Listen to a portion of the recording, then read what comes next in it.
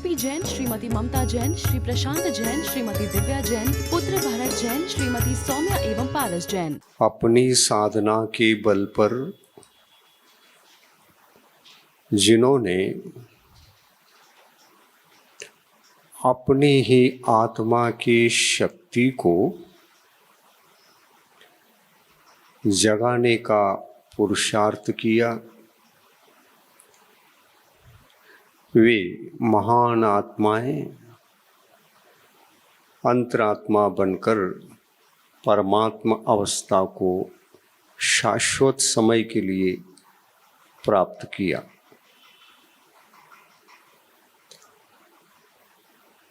परमात्मा दशा तभी प्रकट होती है जब कोई आत्मा अपने आप में एक भव्यत्व शक्ति को, जो स्वयं अनादिकाल से धारण कर रहा है और वो नैसर्गिक है,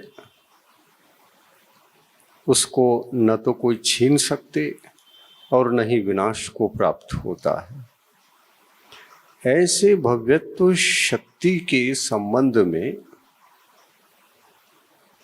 भव्यत्व शक्ति के संबंध में जब हम विचार करते हैं तो निसर्ग स्वयं कह रहा है, कोई भी आत्मा किसी भी आत्मा को भगवान बना नहीं सकता, वो स्वयं अपने बल पर बनता है। कोई भी आत्मा किसी को जो उनके लिए इष्ट है, उस इष्ट कार्य को संपन्न करके देता नहीं। हर एक आत्मा अपने अपने इष्ट कार्य को स्वयं संपन्न करके उसके सुख को भोगते हैं। और ये सब निसर्ग के ऐसे ही नियम है, और ये नियम पहले भी थे, अभी भी हैं, और भविष्यत काल में भी ऐसे ही नियम शाश्वत रूप से रहेंगे।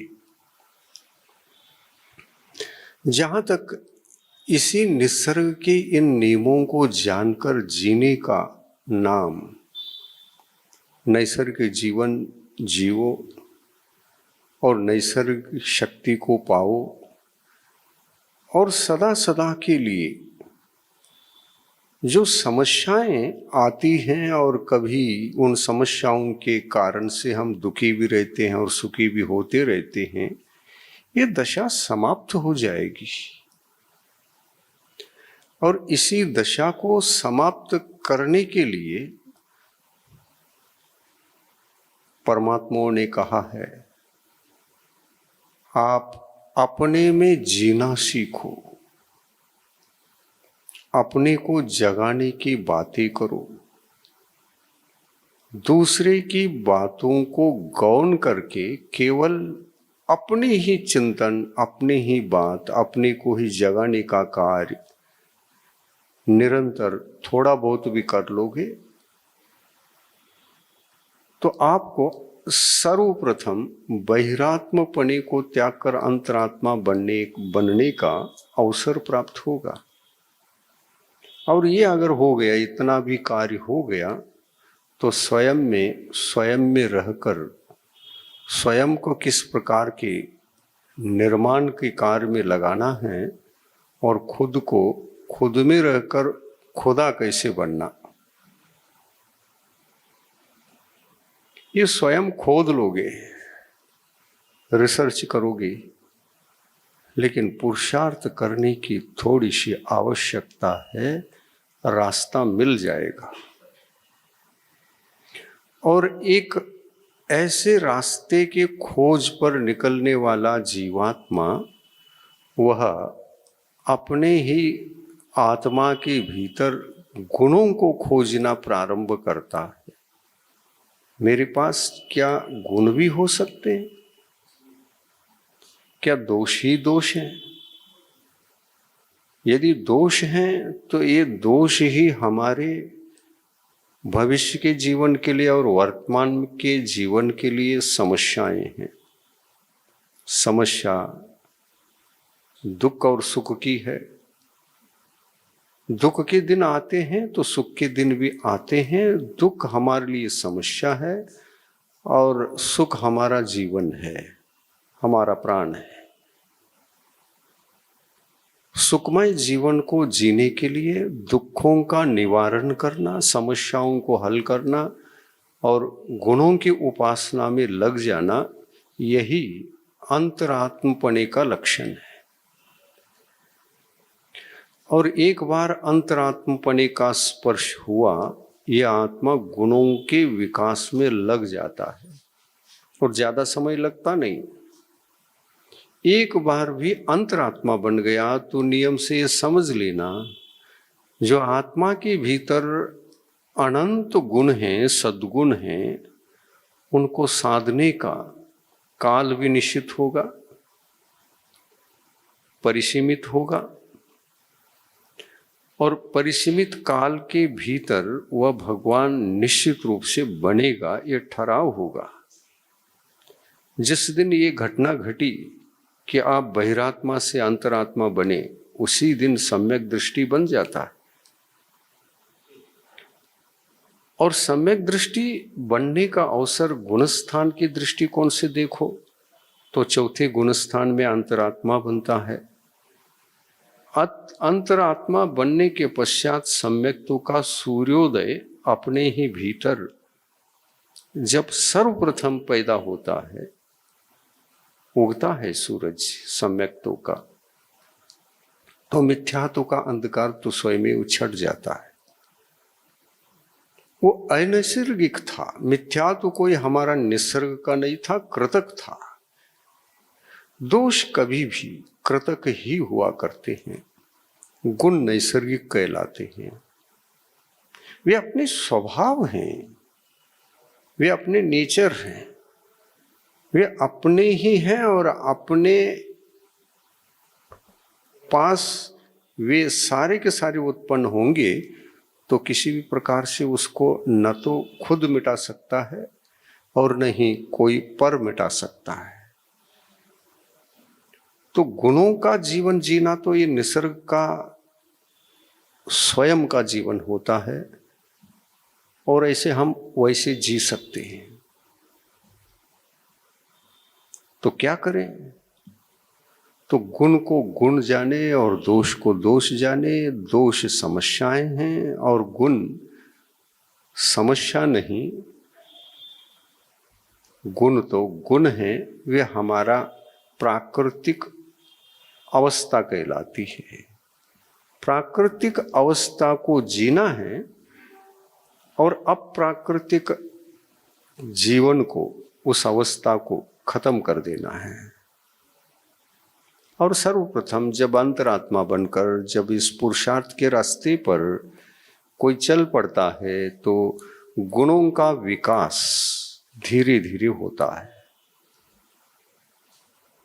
धीरे धीरे का मतलब गुण एक साथ परिपूर्ण रूप से प्राप्त नहीं होंगे। और फिर वह गुण चाहे सम्यक्त हो, चाहे ज्ञान हो और चाहे जिसको हम चारित्र समझते हैं वो चारित्र गुण हो, ये आत्मा के ही प्रारंभिक दशा में प्राप्त होने वाले 3 गुण हैं और इन्हीं 3 के प्रकट होने के पश्चात ही अनंत गुणों की उपलब्धि आत्मा को होती है। और ऐसे अनंत आत्मा के गुणों को पाने का यदि कोई रास्ता है तो ये 3 गुण उसके द्वार हैं। इनकी साधना करनी होती है। और ये साधना क्यों करनी होती है? क्योंकि ये आंशिक भी हैं और पूर्ण भी हैं। और आंशिक हैं इसलिए इनको वैभाविक गुण की कोटि में लिया है। ये गुण तो हैं लेकिन स्वाभाविक गुण नहीं है। सर्वप्रथम जो प्रकट होंगे वे वैभाविक रूप से प्रकट होंगे। सम्यक दर्शन हुआ तो अनादि मिथ्या दृष्टि को सबसे पहले क्या नियम है, कौन सा सम्यक तो प्राप्त करता है? क्योंकि डायरेक्ट क्षायिक कर सकता है, सबसे पहले औपसमिक सम्यक तो होगा। औपशमिक सम्यक्त्व का मतलब ये समझिए कि अपन ने माचिस बांस निकाला और काड़ी को उससे घर्षित किया और आरती जलाई, आरती जली। आरती जली तो एक आरती पर्याप्त है। आरती से आप 1000 आरती जला करके यहां प्रकाश को बढ़ाते रह सकते हैं। तो एक आरती को जलाने का नाम है उपशम सम्यक्त्व। और अगर दूसरी जल गई तो क्षौपशम सम्यक्त्व, और तीसरी भी जल गई तो उसमें तरक्की शुरू हो गई, और भी तरक्की शुरू हो गई। सम्यक्त्व के जगे बिना तो ज्ञान का विकास होगा ही नहीं। पहले सम्यक्त्व के आरती को जगा के रखना पड़ेगा, और इस सम्यक्त्व की आरती जहां जली वह प्रकाश प्रकाश है, उसमें शक्ति है, वे अनंत दीपों को जला सकता है। एक दीप जला तो 1000 लाख करोड़ अनंत दीप जल सकते हैं। तो एक क्षमता सम्यक्त्व के दीप में है, और ये दीप जहां जल गई इसके पश्चात ही तुरंत उसके साथ ही यूं कहो भोग भूमि में जैसे युगल एक साथ उत्पन्न होते हैं वैसे ही सम्यक दर्शन और सम्यक ज्ञान, सम्यक दर्शन का दीप जला के उसके साथ सम्यक ज्ञान के दीप भी जल जाएगा।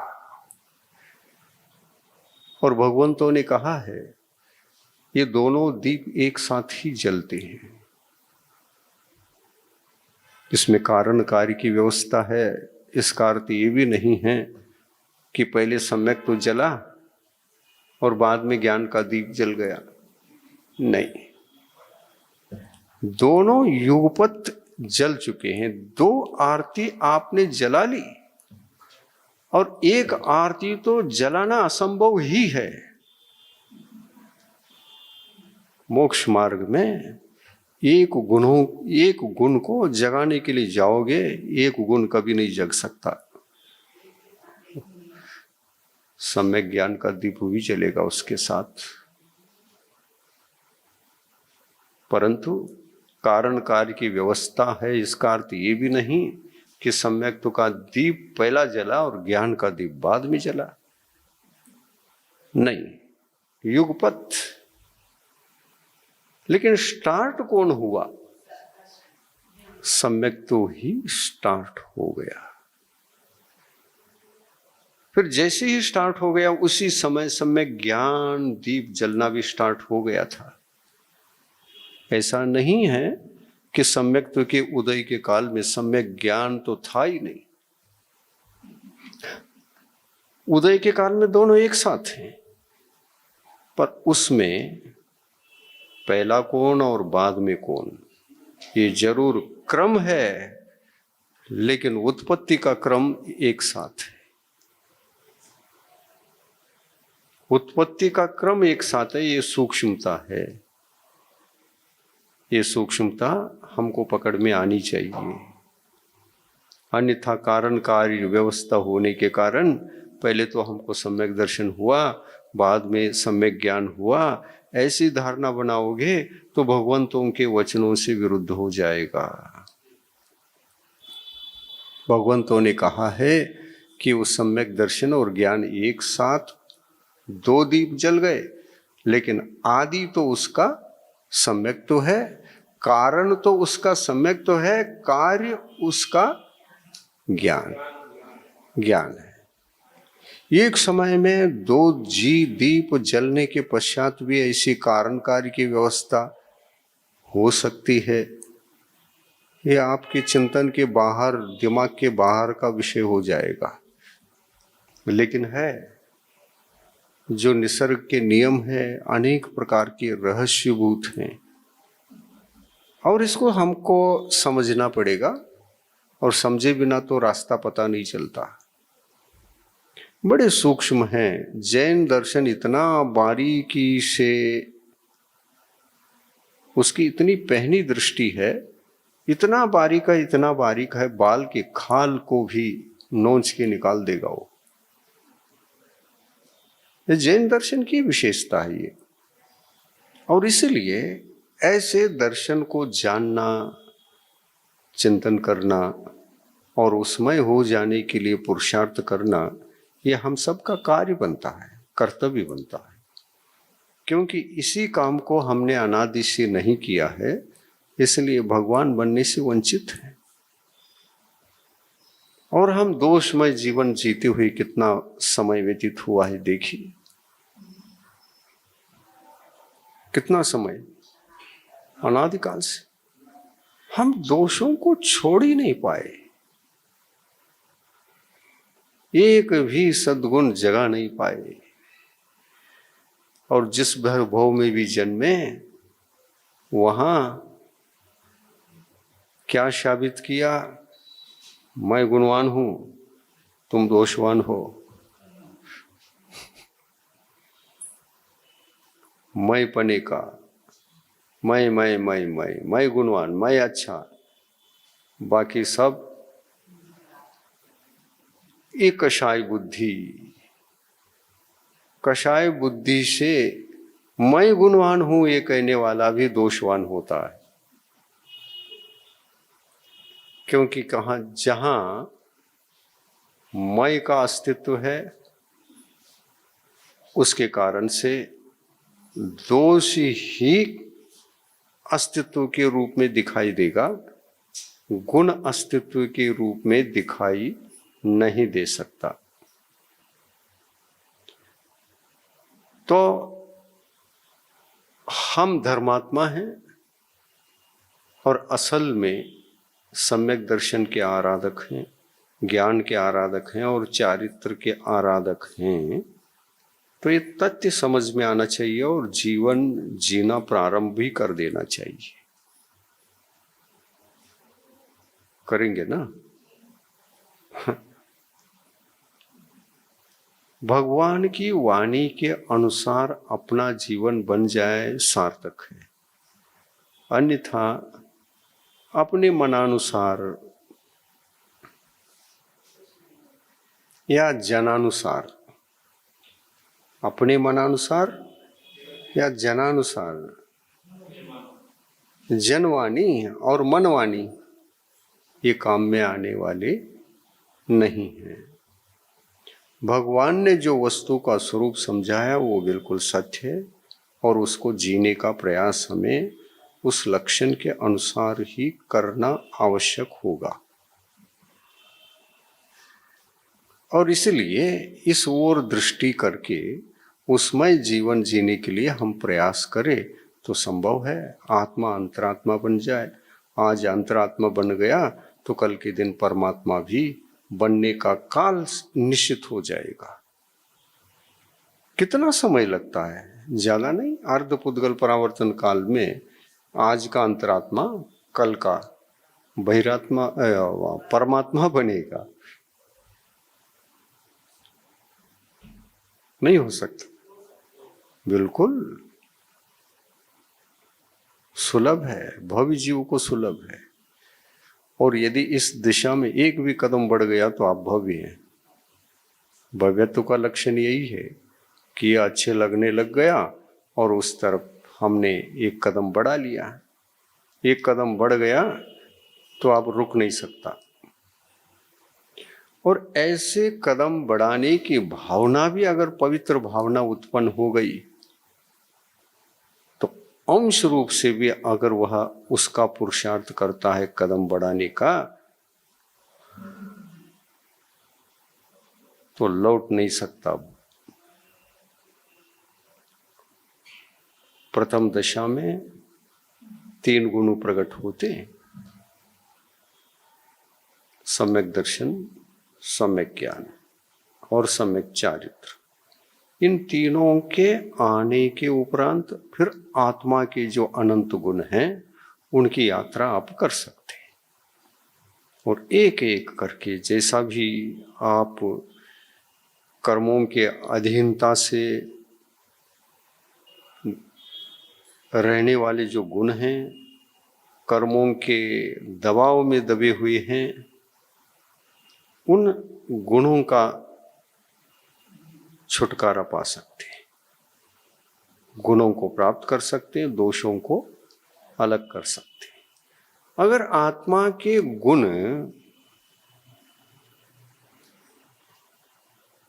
नष्ट भी हुए हैं तो आखिर कारण क्या है?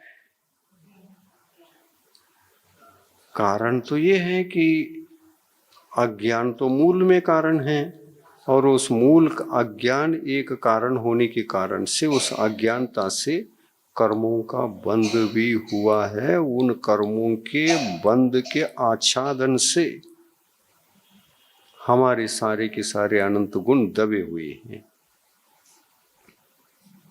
कैसे छुड़ाया जाए?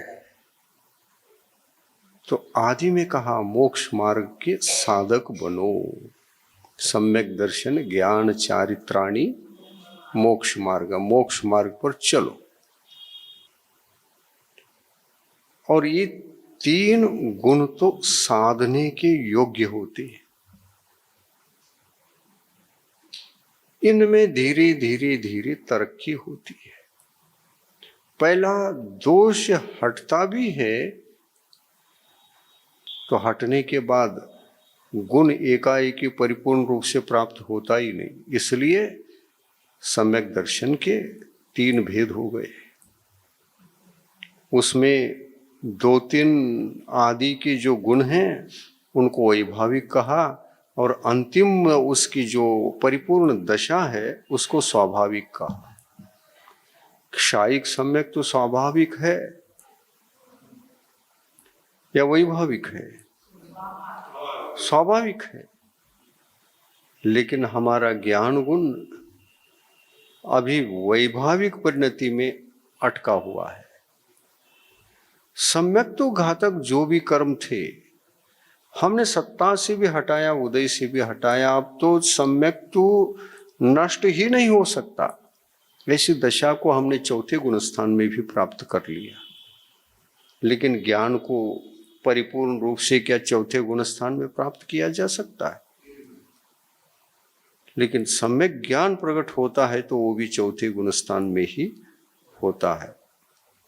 जब तक जीव पहले गुणस्थान में, दूसरे गुणस्थान में, तीसरे गुणस्थान में रहता है, ज्ञान अंश मात्र में भी समीचीन नहीं रहता। उसकी समीचीनता सम्यक्त्व पर निर्भर करता है। इधर सम्यक दर्शन हो गया कि उधर सम्यक ज्ञान का दीप भी जल गया, समीचीनता आई। ये समीचीनता ज्ञान का अंश होने के कारण इस अंश को वैभाविक आत्मा का ज्ञान गुण ऐसी संज्ञा दी। ये वैभाविक है, और ऐसे वैभाविक ज्ञान गुण को ही पहले प्राप्त करना ये भी निसर्ग नियम है। डायरेक्ट कोई केवल ज्ञान प्राप्त आज तक नहीं कर पाया। डायरेक्ट कोई क्षायिक सम्यक्त्व को प्राप्त नहीं कर पाया। ये जो सम्यक दर्शन, सम्यक ज्ञान और सम्यक चारित्र हैं, सबसे पहले वैभाविक गुण के रूप में ही प्रकट होते हैं। चाहे वो औपशमिक कहो उसका नाम, चाहे क्षयोपशमिक दशा कहो। और दशा तीन ही प्रकार की होती है इन गुणों की। औपशमिक गुण की दशा, क्षयोपशमिक गुण की दशा और क्षायिक गुण की दशा। गुण वही होता है, लेकिन उसकी तरक्की धीरे धीरे हो जाती है और तीसरे स्टेज में क्षायिक बन जाता है। भावों में विशुद्धि बढ़ाने का पुरुषार्थ आत्मा स्वयं अपने तरफ से करता है, और जैसी जैसी विशुद्धि बढ़ती है उसके स्टेज बढ़ते जाते हैं। पहले उपशमन स्टेज, फिर क्षयोपशमिक स्टेज, फिर क्षायिक स्टेज में वह अपने आप में परिपूर्ण हो जाता है। तो देखिए, गुण स्थान के दृष्टिकोण से ये जो 3 साधने योग्य गुण हैं, गुण स्थान में रहते हुए इनकी साधना करनी पड़ती है। और गुण स्थान कितने हैं? 14। इन 14 गुण स्थानों में हम करते क्या है? इन्हीं तीनों की वृद्धि करते रहते हैं। और पुरुषार्थ क्या चीज है? तो आप पुरुषार्थ ये है कि विशुद्धि को बढ़ाओ, आत्मा के विशुद्ध परिणामों को स्थायी करो, आगे आगे की सीढ़ियों को चढ़ो। विशुद्धि की असंख्यात गुणित सीढ़ियां होती हैं, एक एक सीढ़ी चढ़ते चढ़ते चढ़ते चढ़ते विशुद्धि जैसी जैसी बढ़ेगी, वैसे वैसे कर्मों का आवरण हटेगा। कर्मों का आवरण जैसे हटेगा, आत्मा के दोषों का आवरण भी हटेगा। और जो गुण ऐसे हैं जिनको वैभाविक कहा है, वो वैभाविक गुण एक देश के रूप में ही गुण हैं, लेकिन शेष अंशों में वो दोष हैं। उपशम सम्यक तो प्राप्त होने के बाद जरूर वो सम्यक तो धर्म को लाभ प्राप्त करके ज्ञान की अपेक्षा से सम्यक ज्ञानी बनता है, और सम्यक्त्व की अपेक्षा से सम्यक दृष्टि बनता है, लेकिन परिपूर्ण सम्यक दृष्टि नहीं है, अपूर्ण सम्यक दृष्टि है। लेकिन अपूर्ण सम्यक्त्व को क्या दोष कहेंगे? नहीं। सूरज आकाश का कुछ बादलों से ढका हुआ भी है और एक तरफ से किरणें भी नीचे आ रही हैं, खुला हुआ भी है, वो औपशमिक सम्यक्त्व है। थोड़ा सा और खुल गया तो क्षौपशमिक, पूरा ही खुल गया तो क्षायिक। उसको ढकने वाले कहीं से कहीं तक आकाश में बादल नहीं रहेंगे। जिन गुणों को ढाकने के लिए आकाश में एक भी बादल का कण भी बचा हो, तब तक वो क्षायिक नहीं है, वो तो क्षायोपशमिक ही है, वैभाविक ही है। देखिए, जहां तक आज के प्रवचन के माध्यम से ये विषय क्लियर करके एक उसके भीतर के रहस्य को जानना है। सम्यक दर्शन, सम्यक ज्ञान, सम्यक चारित्र मोक्ष का मार्ग है, और ये तीनों गुण की कोटि में आ रहे हैं। और इन्हीं गुणों में धीरे धीरे तरक्की होती है। पहले औपशमिक प्राप्त होता है, फिर बाद में क्षौपशमिक दशा आती है, फिर बाद में क्षायिक दशा आती है। ये तीनों जहां परिपूर्ण रूप से पाया जाए वो सिद्ध अवस्था है। अरहंत अवस्था भी नहीं। ये तीनों क्षायिक बने, अरहंत अवस्था में संभव है। तो इसमें आप देखिए, सम्यक दर्शन और सम्यक ज्ञान की चर्चा करके जब हम देखते हैं तो सम्यक तो औपशमिक रूप से पहला प्रकट हुआ, क्षौपशमिक रूप से पहला प्रकट हुआ, फिर क्षायिक का लाभ हो गया। तो एक भी ऐसा बादल का अंश नहीं रहा जो सम्यक दर्शन को ढाक सकता। सर्वघाती उन सारी कषाय और दर्शन मोहिनी का अभाव हो गया होता है। उस दशा का नाम क्षायिक सम्यक्त्व। ये हो गई सम्यक्त्व की बात। ज्ञान की बात करते हैं।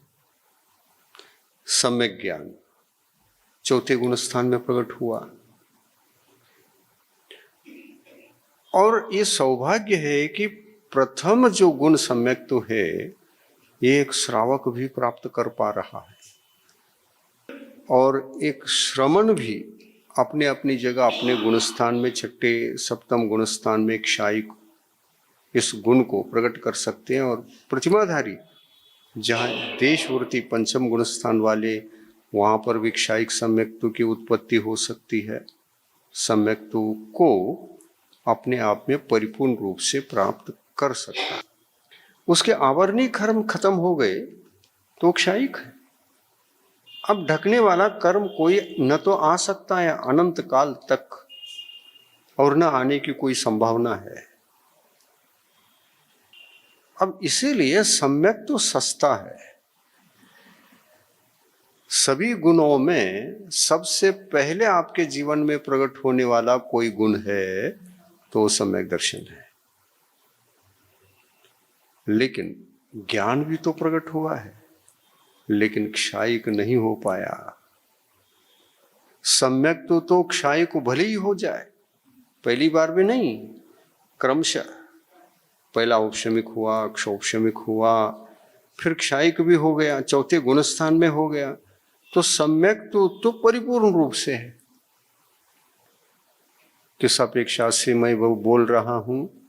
आवरणी कर्म का संपूर्ण क्षय होने से और जरा भी अस्तित्व न होने से।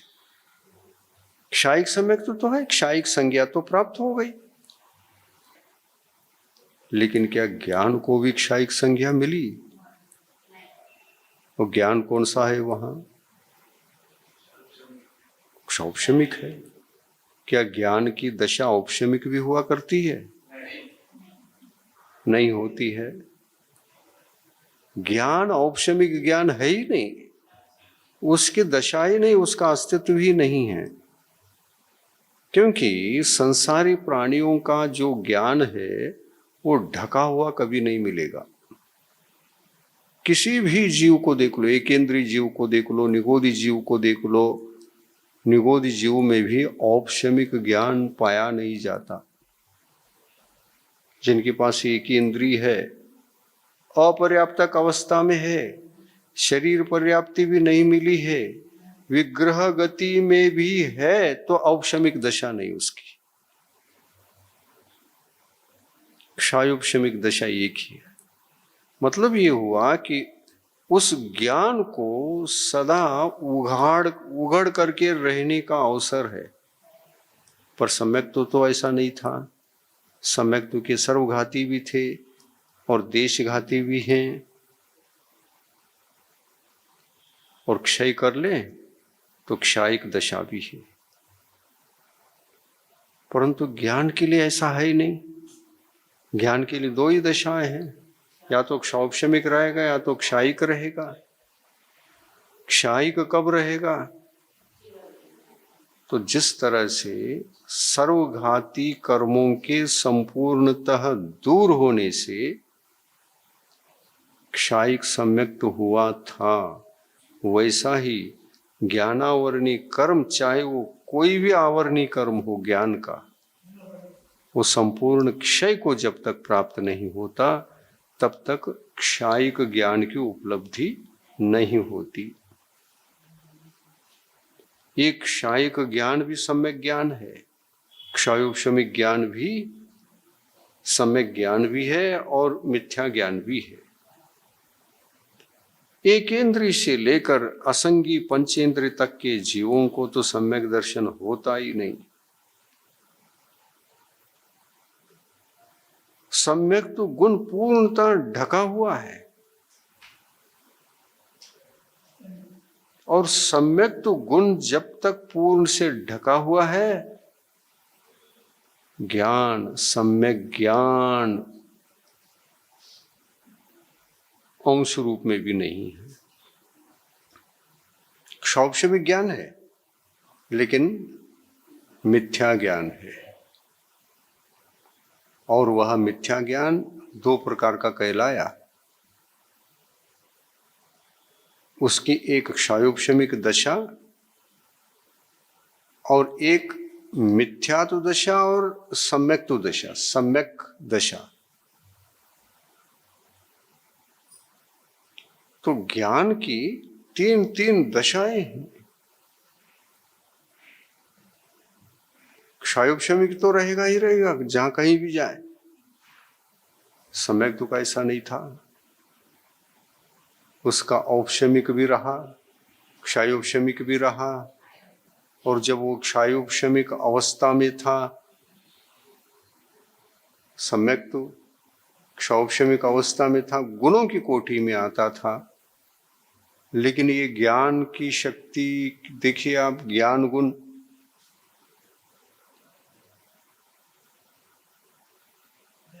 पहले गुण स्थान में भी है, तो मिथ्या ज्ञान है, लेकिन दशा क्षयोपशमिक है।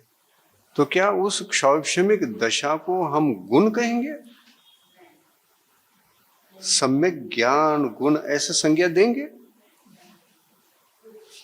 लेकिन सम्यक्तों को नियम से संज्ञा देनी पड़ रही है।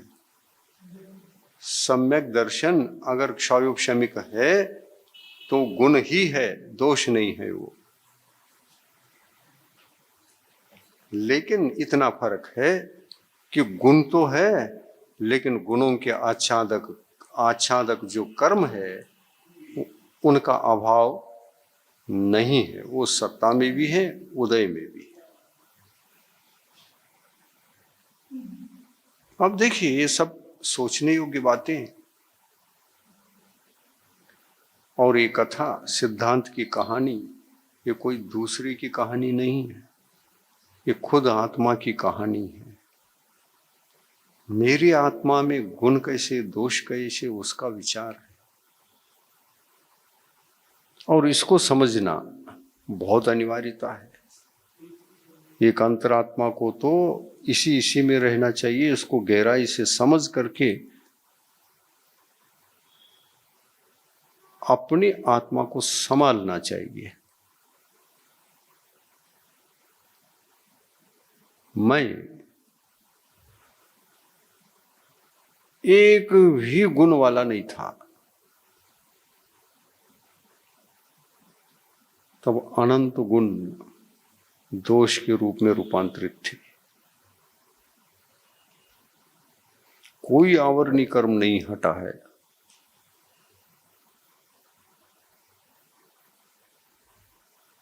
इसलिए मिथ्या है। सम्यक ज्ञान को ज्ञानावरणी कर्म के क्षोभशम से सम्यक ज्ञान नहीं कहते। दर्शन मोहिनी कर्म का या तो उपशमन हो, या तो क्षयोपशम दशा हो, या क्षायिक दशा हो, तब वह सम्यक ज्ञान कहलाता है। जबकि उस ज्ञान गुण का आच्छादक कर्म अलग से होते हुए भी वो सम्यक ज्ञान नहीं बन पाया। ज्ञानावरणी कर्म का क्षोभशम बढ़ता गया और मिथ्यात अवस्था में इतना बड़ा कि 11 अंग और 10 पूरी तक चला गया। अब बताइए, द्रव्य स्रोत को इतना धारण करने की क्षमता उन जीवों में होती है जिनका क्षयोपशम बढ़ सकता हो,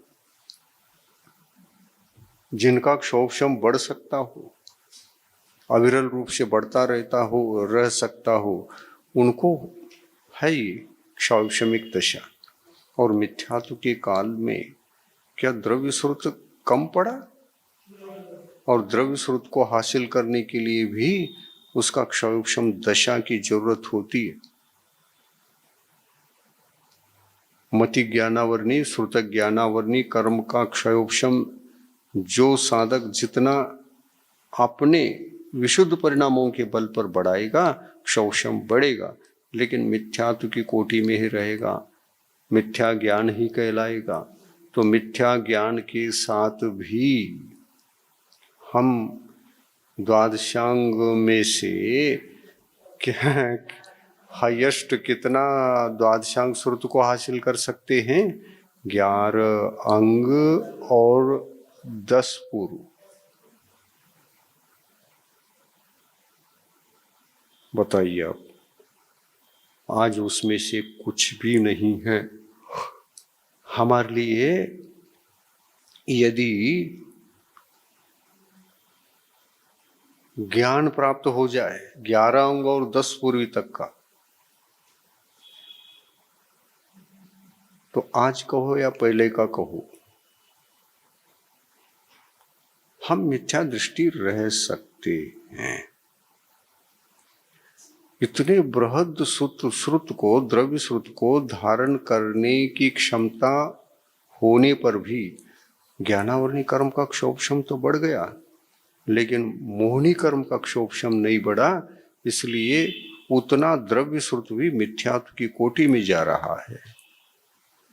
उसका उतना क्षयोपशम अवस्था भी मिथ्यात्व की कोटि में जा रहा है।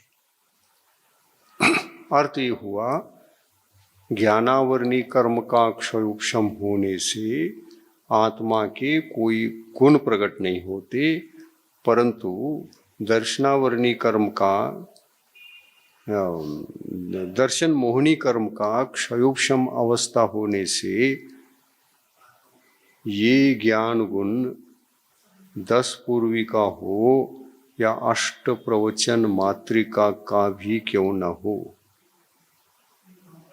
वो सम्यक ज्ञान के रूप में रूपांतरित हो जाती है। और ये सब समझने योग्य विषय हैं और बड़े आध्यात्मिक हैं और इसमें गहराई है। आत्म साधकों को ये गहराई समझ लेना चाहिए और गहराई के ज्ञान को जीना आ गया तो आचरण को भी जीना आ जाएगा और सम्यक्त्व को, सम्यक्त्व धर्म को सुरक्षित रखकर कैसा चलना चाहिए ये भी कला हासिल होगी। ऐसा दिन रात रत्नत्रय धर्म का चिंतन करने वाले साधक अपने गुणों में निमग्न रहते हैं। भले ही उनके गुण क्षौपशमिक हैं, औपशमिक हैं, क्षायिक रूप में हैं, लेकिन चुपचाप नहीं रहते। आत्मा को बहिरात्मा दशा व्यतीत होने के बाद बहिरात्मा अंतरात्मा जब तक नहीं बनता वे आत्म रुचि वाला होता है।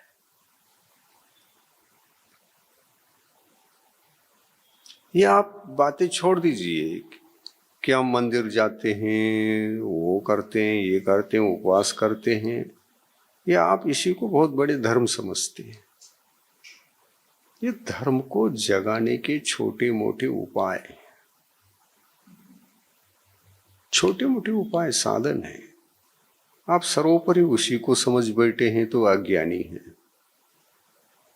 नहीं, आगे और बढ़ना है। आप मंदिर जा रहे हैं तो बहुत अच्छी बात है, अच्छा लक्षण है, क्योंकि जो मंदिर जाता है वो आयतन की वंदना करके आएगा, अनायतन से बचेगा।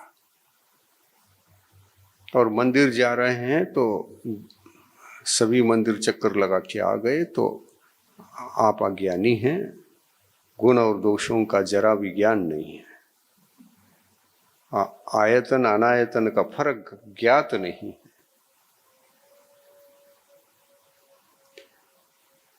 तो हमको ज्ञात करना पड़ेगा। मैं अपने गुणों को जगा सकता हूं तो बाह्य निमित्त भी चाहिए और अभ्यंतर उपादान निमित्त भी चाहिए। उपादान निमित्त में विवेक चाहिए और बाह्य निमित्त में आयतन चाहिए। तो सच्चे देव शास्त्र गुरु के श्रद्धान करने से सम्यक दर्शन की उपलब्धि होती। ये जो कहा है होती ही है, नहीं कहा। हो भी सकती है और नहीं भी हो सकती है। जब तक नहीं होती आयतनों के शरण छोड़ना नहीं, त्यागना नहीं।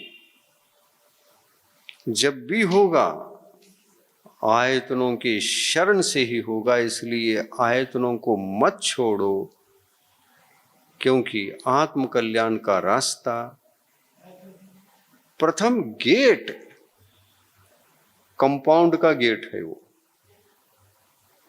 घर का गेट नहीं, चौखट नहीं है। वो कंपाउंड का गेट भी एक होता है ना, वो कंपाउंड का गेट है। देव शास्त्र गुरु की परिधि के अंदर आ गए तो वहां आयतन ही आयतन मिलेंगे भीतर। वहां अनायतनों का मंदिर नहीं मिलेगा, निमित्त नहीं मिलेगा, आत्माएं नहीं मिलेंगी। इसलिए गेट के भीतर आओ। यहां गेट के बाहर जाओगे आउट हो जाओगे। अनायतन है बाहर सब।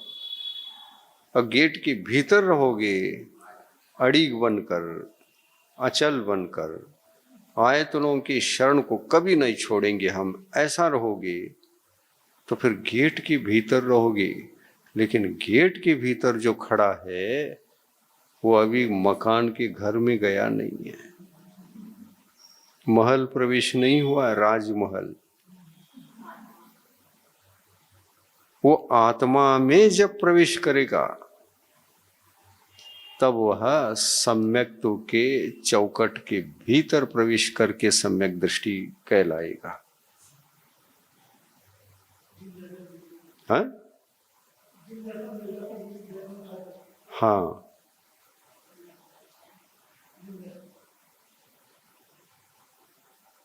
आयतनों के शरण मात्र से सम्यक दृष्टि नहीं कहलाता। आयतनों के शरण के पश्चात अपने दर्शन मोहिनी को और अनंतानुबंधी को जब जीत लेता है, जब तक जीतने का कार्य पूर्ण नहीं होता तब तक भी वह बहिरात्मा है। गेट के अंदर होते हुए भी उसकी दशा बहिरात्म दशा होती है। अंदर आया है, आयतनों की शरण में है, इसका तात्पर्य ये नहीं कि वो सम्यक दृष्टि बन गया। सम्यक दृष्टि नहीं बना है। क्या बना है फिर? सम्यक दर्शन प्राप्त करने का उम्मीदवार बन करके बैठा है। और जब तक स्वयं अपनी आत्मा के भीतर स्वयं की रुचि जगाकर आत्म तत्व का चिंतन नहीं करेगा, तब तक वो सम्यक दर्शन को जन्म दे नहीं सकेगा। सम्यक दर्शन को प्राप्त करने के लिए आत्मोन्मुखी विचार जरूरत है और आत्म तत्व में रुचि आवश्यक है। और आत्म तत्व के प्रति जब आपको अपने आत्म तत्व के प्रति जब रुचि बढ़ेगी, तब आप उम्मीदवार बनकर कहीं सम्यक दर्शन को हासिल कर पाओगे। तो असल में पहले तो हम गेट के अंदर आ गए, तो आयतनों की शरण में रहने का संकल्प हो गया, और ये संकल्प कभी टूटना नहीं चाहिए। आयतन के शरण में रहूंगा और खुद के आत्मा को जो अनायतन के रूप में था, मिथ्यात्व में था, अनायतन था, मिथ्या ज्ञान के रूप में था, अनायतन था। भीतरी अनायतन क्या है? मिथ्या दर्शन, मिथ्या ज्ञान, मिथ्या चारित्र, ये भीतरी आत्मा के जो दोष हैं, इन्हीं तीनों दोषों को अनायतन कहा। ये अनायतन है। और दोषी आत्मा को ही अनायतन कहा। वही दोषी आत्मा रत्नत्रय धर्म से रहित है, वो तो अनायतन है, अनायतन है। और फिर भले ही शरीर से, शरीर के वेश से दिगंबर भी क्यों ना हो, हाथ में पीछे और कमंडल भी क्यों ना हो, क्या इतना होने पर नियम से छठा सप्तम गुण स्थान होता जरूरी है? नहीं, भगवान कहते हैं ये जरूरी नहीं है। ये भी गेट के भीतर की बात है, महल के भीतर प्रवेश करने की बात अभी भी नहीं है। छठा सप्तम गुण स्थान होगा तो जिन मुद्रा को धारण करने पर ही होगा। और मुद्रा को धारण करके उम्मीदवार बन करके गेट के भीतर भी जा करके बैठे हैं, तो द्रव्यलिंग सही चाहिए, वो द्रव्यलिंग भी चाहिए।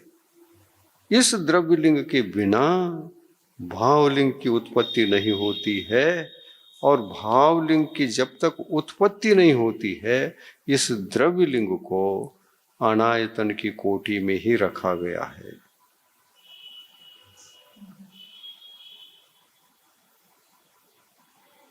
क्यों? सम्यक दर्शन उत्पन्न होने के पश्चात भी भगवान ये गारंटी नहीं दे रहे हैं कि ये आयतन है या अनायतन है। वो कहते हैं अनायतन है, आयतन गारंटी नहीं दे रहे हैं। क्या जिन मुद्रा को धारण करने के पश्चात केवल एक सम्यक दर्शन और सम्यक ज्ञान, दो रत्नों को धारण करने से जीवात्मा क्या नमोकार मंत्र में प्रवेश किया हुआ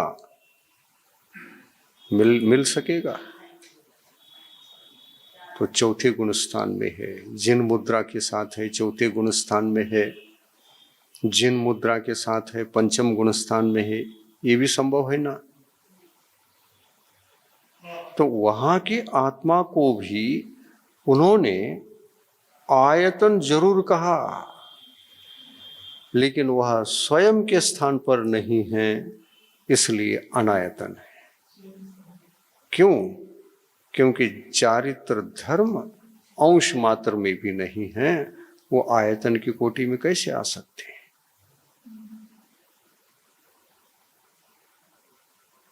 असंयम है,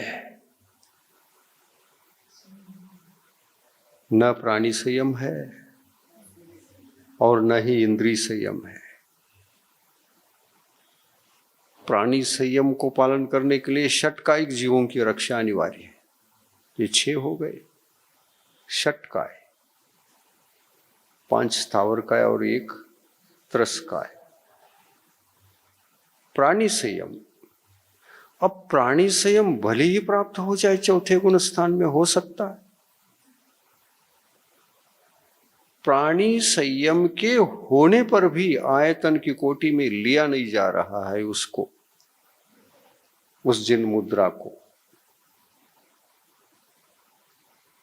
समझ में आ रहा है? आ रहा है समझ में? आप कहते हैं सम्यक दर्शन तो है,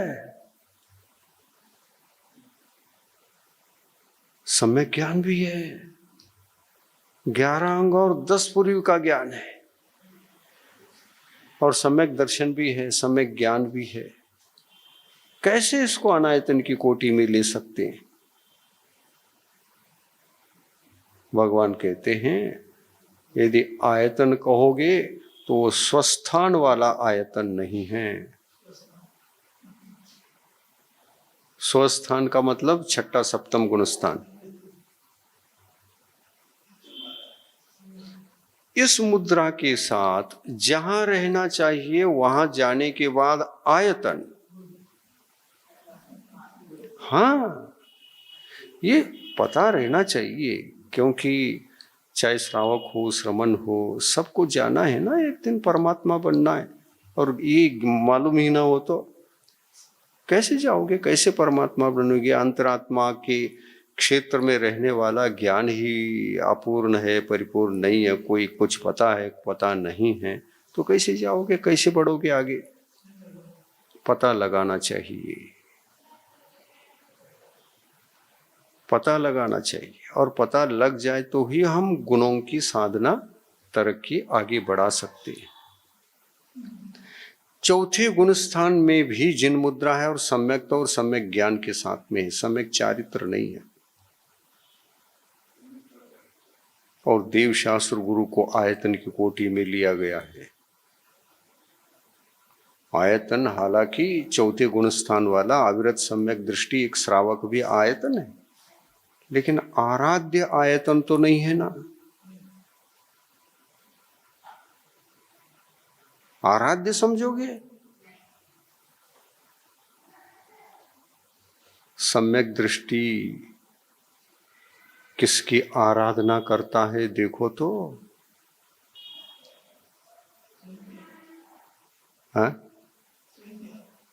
रत्नत्रय धर्म की या चारित्र धर्म रहित सम्यक दर्शन और ज्ञान की?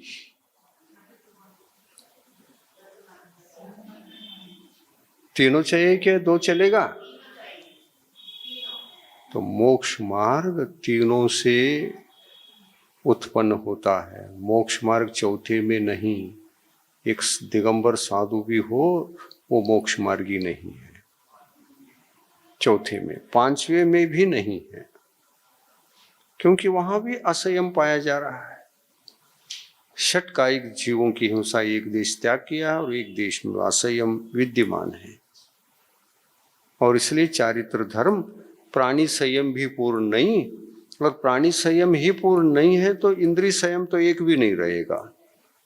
5 इंद्रिय और मन को जीतने की जहां तक बात है, ये अंश मात्र में भी नहीं रहती है। पंचम गुण स्थान में एक दिगंबर साधु को, और ये सभी सूक्ष्मतम अध्ययन करना चाहो तो अष्टपाहुड़ पढ़ो, भाव पाहुड़ पढ़ो, मोक्ष पाहुड़ पढ़ो, शील पाहुड़ पढ़ो, कुंद कुंद आचार्य के जो पाहुड़ ग्रंथ हैं, सब इतनी गहराई से आध्यात्मिक तत्व की चर्चा है, वहां सब समझ में आ जाएगा। लेकिन समझने की क्षमता भी होनी चाहिए। पढ़ लिया, कुछ का कुछ समझ लिया तो अनर्थ हो जाएगा। एक एक गाथा को आप पढ़ करके विवेकपूर्ण बुद्धि से अर्थ निकालोगे तो वो निकलता है, अन्यथा कुछ का कुछ समझ बैठे तो अनर्थ हो जाता है। कुंद कुंद स्वामी कहते हैं दर्शन पाहुड़ में, असंजदम न वंदे, असंयत जीव वंदनी नहीं है। असंजदम न वंदे, असंयत जीव यानी असंयमी जीव वंदनी नहीं है। और यह असंयम 2 प्रकार का है, एक द्रव्य असंयम और एक भाव असंयम। द्रव्य असंयम का मतलब होता है प्राणियों का घात होते रहना, ये द्रव्य संयम है। हिंसा अंश मात्र में भी बची हो तो ये तो पंचम गुणस्थान तक तो संभव है। जीव हिंसा होती ही है, प्राणी संयम का अभाव ही है, ये पंचम गुणस्थान तक संभव है। लेकिन पंचम गुणस्थान में जब रहता है तो एक देश असंयम का त्याग किया हुआ होता है, एक देश प्राणी संयम रहता भी है और शेष अंशों में नहीं भी रहता है। इसलिए उस गुणस्थान को संयमा संयम ये नाम दे दिया भगवान ने। संयमा संयम का मतलब किंचित संयम है और शेष भागों में असंयम भी है। तो असंयम है तो फिर अनायतन है, असंयम अनायतन है और संयम आयतन है, और दोनों मिक्स है। तो अनायतन से मिश्रित दूध थोड़ा है और उसमें छाछ बहुत कुछ मिल गया है, वो ना तो दूध है और न छाछ है। ऐसी दशा पंचम गुणस्थान की है। और इसलिए पंचम गुणस्थान वर्ती सम्यक दृष्टि और देशवृत्ति, चाहे वो आरिका के व्रत हो, चाहे क्षुल्लक ऐलक के व्रत हो, चाहे प्रतिमाधारी श्रावकों के व्रत हो, वहां संयमा संयम है क्या? नहीं है। जिस एक देश संयम के साथ असंयम का भी संबंध जुड़ा हुआ है, वहां क्या आराध्य अवस्था आ सकती है? क्या वहां नमोस्तु यह शब्द लागू होगा? और जिसको नमोस्तु ही नहीं कहते उसकी पूजा भी नहीं होती। आदर जरूर होता है, सत्कार जरूर होता है, सम्मान जरूर होता है, लेकिन पूजा का निषिद्ध है। असंजदम न वंदे, न वंदे का मतलब वहां नमोस्तु के योग्य नहीं है। नमोस्तु के योग्य नहीं का मतलब, नमोस्तु एक इसको कहा जाता है, इस शब्द का प्रयोग कहाँ होता है? तो जहां परिपूर्ण रूप से द्रव्य असंयम का और भाव असंयम का अभाव हुआ हो और चारित्र धर्म का उदय हुआ हो, ऐसे महाव्रती मुनि छठे सप्तम गुण स्थान वाले को नमोस्तु यह शब्द लागू होता है। पंचम गुण स्थान को इच्छामि, चौथे गुण स्थान को जय जिनेन्द्र, पहले गुण स्थान को जय जिनेन्द्र। अब जय जिनेन्द्र का मतलब क्या?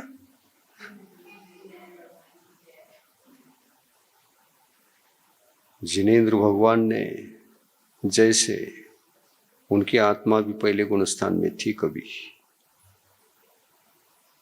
मिथ्या तो दोष को जीता, चौथे में आया, असंयम को जीता लेकिन अंशों में जीता, पंचम में आया, पूर्ण रूप से असंयम भावों को हटा दिया,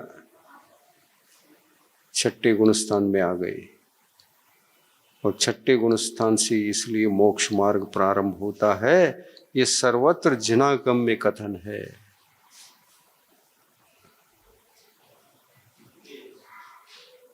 और चौथे गुण स्थान में भले ही क्षायिक सम्यक तो भी प्रकट क्यों ना हुआ हो, वो मोक्ष मार्गी नहीं है।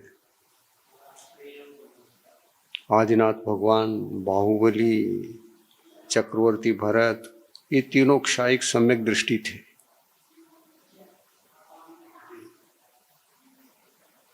सर्वार सिद्धि विमान से अवतरित थे ये तीनों आत्माएं, और क्षायिक सम्यक तो था इन तीनों के पास, पूर्व भोग से लेके आए थे। और यह क्षायिक सम्यक तो किस अवस्था में प्रकट हुआ देखिए आप, हुआ होगा। सर्वार सिद्धि में तो क्षायिक सम्यक दर्शन प्राप्त नहीं होता, पर जिसने क्षायिक सम्यक तो प्राप्त कर लिया है, यहाँ मध्यलोक में कर्म भूमि में जन्म लेकर केवली, श्रुत केवली के पाद मूल में निमित्त पाकर अपने उपादान शक्ति के बल पर, उपादान निमित्त के बल पर और बाह्य निमित्त के बल पर ये सम्यक्तों को क्षायिक बनाना पड़ा। और उस काल में नियम से वज्र वृषभ नारा सननधारी था वो जीव, तभी प्रकट हुआ क्षायिक सम्यक्तों।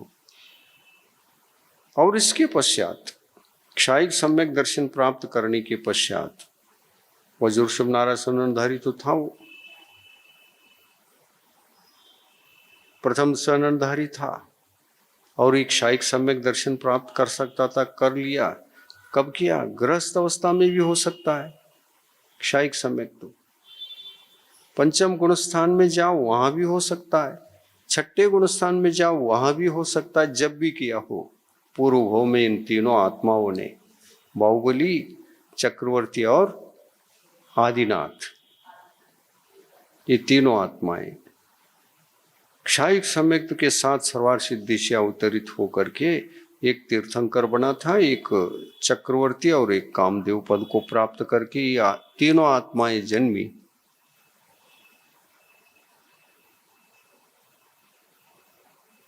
अब देखिए यहां पर विचार करने लायक बात तो ये है, क्षायिक सम्यक तो है लेकिन असंयमी है। क्या बाहुबली को मोक्ष मार्गी समझोगे? क्या भरत चक्रवर्ती मोक्ष मार्गी हैं? क्या आदिनाथ भगवान मोक्ष मार्गी हैं? तीनों का क्षायिक सम्यक तो होने से नीचे के गुण स्थानों में गिरने का तो सवाल ही नहीं उठता। क्षायिक सम्यक तो होने पर भी मोक्ष मार्गी नहीं है। मार्ग की उत्पत्ति दो से होती है क्या? सम्यक ज्ञान हो गया और सम्यक चारित्र हो गया, सम्यक दर्शन हो गया और सम्यक ज्ञान हो गया, तीन से है। तत्वार सूत्र में उमा स्वामी आचार्य देव ने क्या कहा? सम्यक दर्शन ज्ञान चारित्राणि मोक्ष मार्ग। पंचम गुण स्थान में भी मोक्ष मार्ग नहीं कहा।